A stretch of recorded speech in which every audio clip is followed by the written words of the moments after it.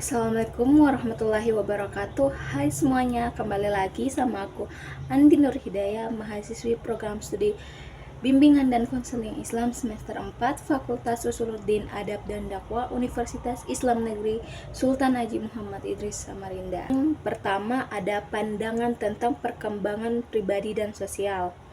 Nah, perkembangan pribadi dan sosial merupakan bagian integral dari pertumbuhan manusia. Sama pentingnya dengan perkembangan kognitif.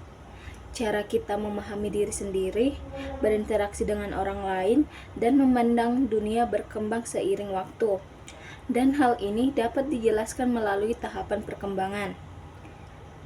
Teori Erikson yang didasarkan pada karya Freud mengemukakan bahwa manusia melewati 8 tahap psikososial sepanjang hidup mereka, masing-masing dengan krisis yang unik yang harus diatasi.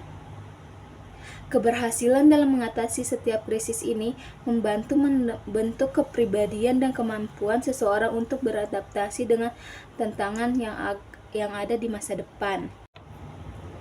Dan selanjutnya ada tahapan perkembangan pribadi dan sosial Erikson.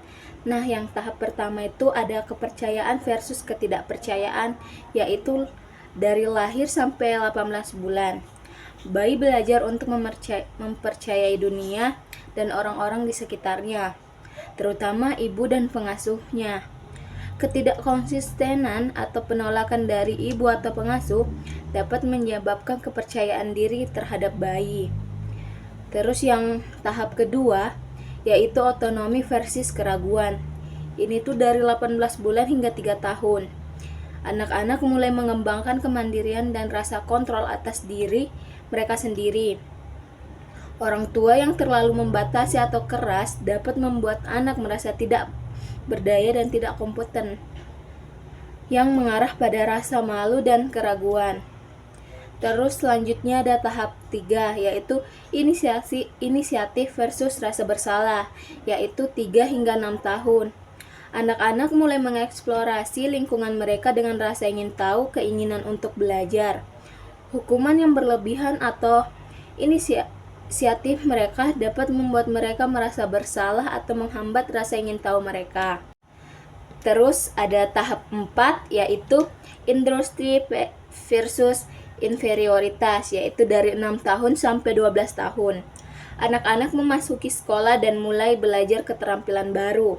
Keberhasilan dalam belajar membawa rasa industri atau kepercayaan diri, sementara kegagalan dapat menyebabkan perasaan inferioritas dan ketidakmampuan.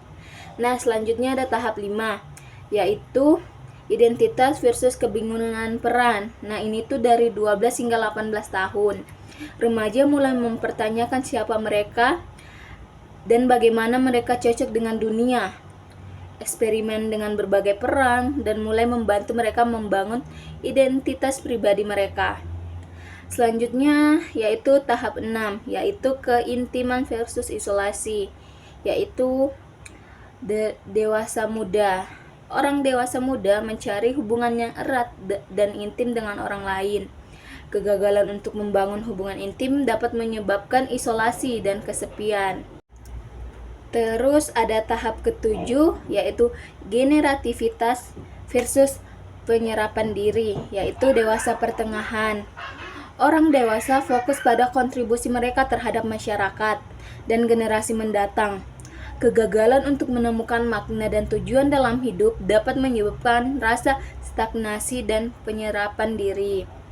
Terus tahap yang selanjutnya itu ya tahap 8, yaitu integritas versus keputusasaan, yaitu pada dewasa akhir. Nah, orang-orang yang lebih tua merenungkan hidup mereka dan menilai pencapaian dan kegagalan mereka. Penerimaan diri dan pencapaian hidup membawa rasa integritas, sementara penyesalan dan keraguan mengarah pada keputusasaan. Selanjutnya ada pandangan tentang perkembangan moral. Biasa mengemukakan bahwa perkembangan kognitif anak juga berhubungan dengan pemahaman moral mereka. Anak-anak kecil cenderung memiliki pandangan yang kaku tentang benar dan salah, berbeda dengan anak-anak yang lebih tua dan orang dewasa. Dalam penelitiannya, biasa menggunakan 2 skenario untuk mengeksplorasi penilaian moral anak-anak. Dalam skenario pertama, seorang anak secara tidak sengaja memecahkan 15 cangkir.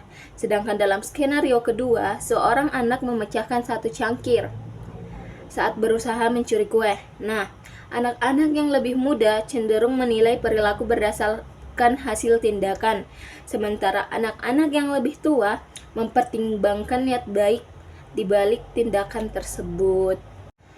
Nah, sedangkan Kohlberg memperluas teori Piaget dengan teori 6 tahap penalaran moral. Ia membagi tahap-tahap ini menjadi 3 tingkat, yaitu prakonvensional, konvensional, dan pasca konvensional. Teori Kohlberg tentang perkembangan moral terdiri dari 6 tahap yang dikelompokkan dalam 3 level, yaitu level prakonvensional mencakup tahap 1 yang berfokus pada menghindari hukuman, dan tahap 2 yang mempertimbangkan kebutuhan pribadi sambil mulai memperhatikan orang lain. Nah, pada level kedua atau level konvensional terdiri dari tahap ketiga yang menekankan kepatuhan untuk diterima oleh kelompok, dan pada tahap keempat yang mencakup tahap 5 mengakui sifat relatif hukum, dan tahap yang terakhir itu tahap 6 yang didasarkan pada prinsip etika universal. Nah, selanjutnya ada perkembangan anak-anak secara sosial dan emosional. Nah, anak-anak berkembang secara sosial emosional melalui tahap-tahap yang dapat diprediksi dipengaruhi oleh pengalaman di rumah, sekolah, dan dengan teman sebaya. Nah, yang pertama itu ada perkembangan prasekolah.